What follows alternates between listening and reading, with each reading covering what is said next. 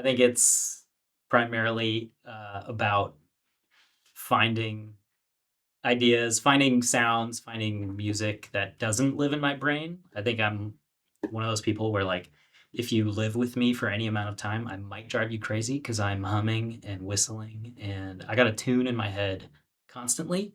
But that's not my way of saying, like, I'm so musical. I have music in my brain. It's like if I could only get it out. It's kind of the opposite.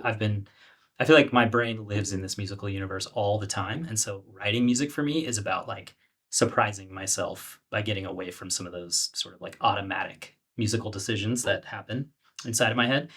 So in practice, I think the idea then is to introduce some randomness and some accidents and some experimentation that doesn't remind me of just what like the my instinct or my natural sort of musical decision making would lead me down. So I try to facilitate that. And then another really important piece to it is I try not to write a song before I've developed a palette of sounds. And so I'm sure there's a lot of people that do this in different ways, but for me, the way that looks is if I open up a session, I'm probably writing like 8 or 16 or 32 bars, and then I'm probably moving down the session and starting again, and maybe I'll pull a few elements from down the way. Mostly, I'm trying to not connect those dots yet, and then once I have a whole bunch of instances of ideas that all live within sort of the same world, some of the same sounds and samples.